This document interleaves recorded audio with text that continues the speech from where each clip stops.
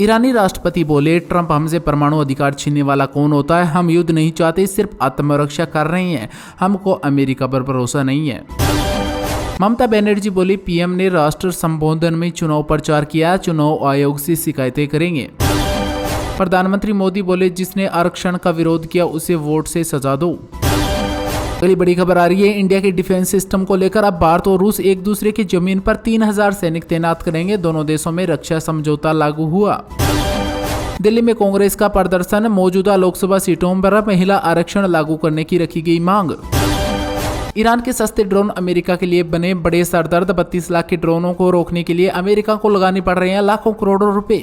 America की operation cost बढ़ रही है तेजी से।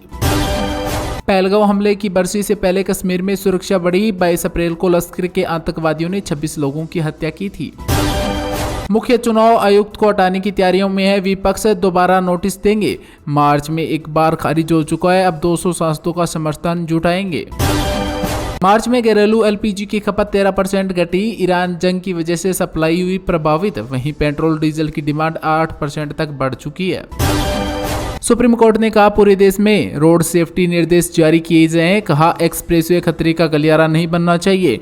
इन सड़कों पर भारी वाहन पार्किंग न हो।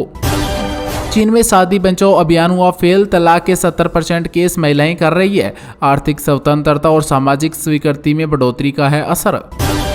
प्रधानमंत्री मोदी ने बंगाल में जालमुड़ी खाई, जिसके बाद दुकानदार ने मोदी से पूछा, क्या आप प्याज खाते हो? जिसके बाद मोदी जी बोले, प्याज खाता हूं, दिमाग नहीं। साथ ही मोदी जी ने 10 रुपए का एक नोट भी दिया दुकानदार को। दावा किया जा रहा कि आईपीएसी ने बंगाल में 20 दिनों तक काम रोका। यह कंपनी ममता बनर्जी का चुनाव मैनेजमेंट देखती है। जिसके बाद टीएमसी बोली, यह सब कुछ झूठ है। अगरकर का कार्यकाल बढ़ा। 2027 वनडे वर्ल्ड कप तक टीम चुनेंगे। इनके रहते भारत ने 3 आईसीसी खिताब जीते हैं।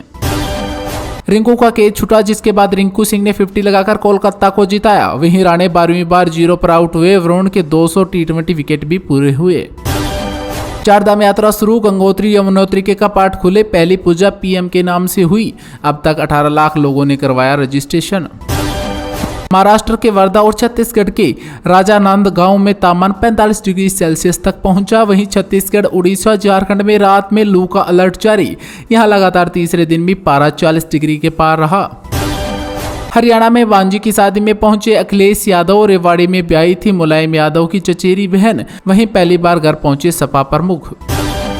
उत्तर प्रदेश से बड़ी खबर। अब बैलेंस खत्म होने पर 3 दिन तक नहीं कटेगी बिजली। वहीं लखनऊ समेत प्रदेश भर में स्मार्ट मीटर पर लगी रोक। अगली खबर है चंडीगढ़ से। चंडीगढ़ के एलांते मॉल में फूड कार्ट में बवाल। कस्टमर बोला, चाइनीज डिश में कीड़ा निकला। वीडियो भी दिखाया कस्टमर ने, जिसके बाद कैफे जीएम बोले, हमने माफी भी मांगी।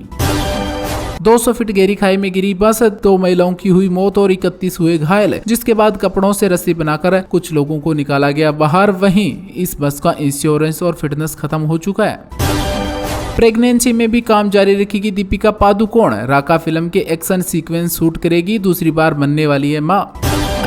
अक्षय कुमार की भूत बंगला मूवी की वर्ल्ड वाइड कमाई 60 करोड़ पहुंची। वहीं धुरंधर 2 के रिलीज के 31 दिन बाद भी फिल्म को दे रही है टक्कर।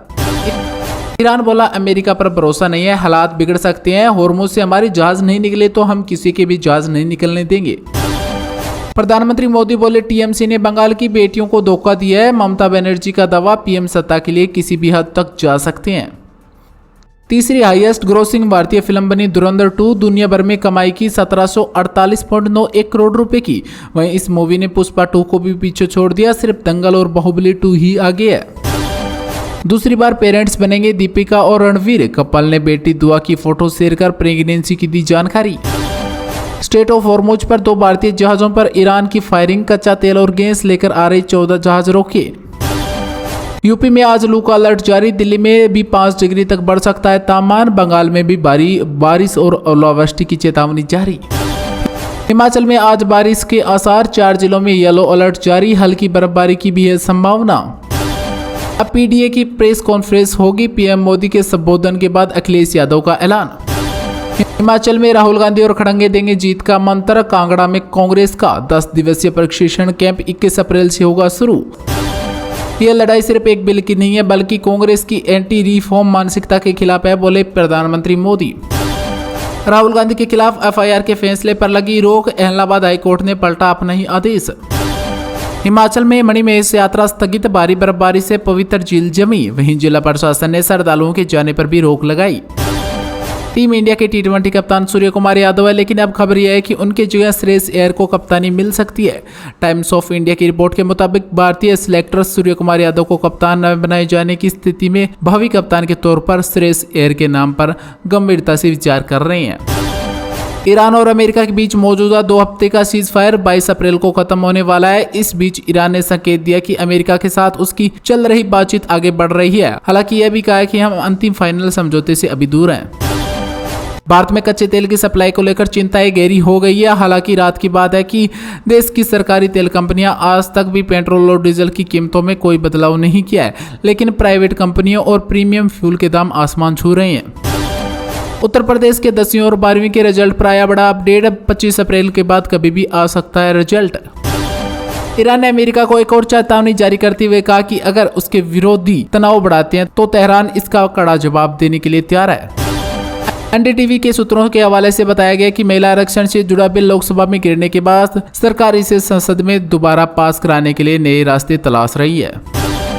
राजस्थान के पूर्व मुख्यमंत्री वसुंधरा राजे के महिला आरक्षण और प्री सीमेन को लेकर आरएसएस प्रमुख मोहन भागवत को पत्र लिखे जाने को झूठ बताया। उन्होंने एक्स पर लिखा वायरल पत्र शुभचिंतकों की कारगुजारी मात्र है।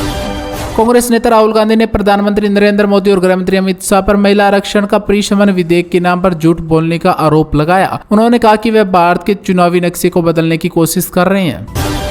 रिपोर्ट्स के मुताबिक पाकिस्तानी आर्मी चीफ आसिम मुनीर के ईरानी सेना अधिकारियों से कथित पुराने संबंध सामने आने के बाद अमेरिका खुफिया अधिकारियों और क्षेत्रीय विशेषज्ञ चिंता जता रहे हैं। हॉर्मुज़ स्ट्रेट के पास भारतीय जहाजों पर हमले के बाद भारत में ईरानी सर्वोच्च नेता के प्रतिनिधि अब्दुल मजीद हकीम इलाई ने कहा कि उन्हें इसके बारे में जानकारी नहीं है। उन्होंने कहा ईरान और भारत के रिश्ते मजबूत है और उम्मीद है कि आगे सब कुछ ठीक हो जाएगा। अक्षय तृतीया पर महंगा गोल्ड भी नहीं रोक पाया खरीदारी, 20,000 करोड़ रुपए की हुई सेल। प्रधानमंत्री नरेंद्र मोदी ने अपने संबोधन में कहा कि सपा के पास मौका था कि वह महिला विरोधी छवि होने के दाग को साफ कर सकते थे, लेकिन उन्होंने ऐसा नहीं किया।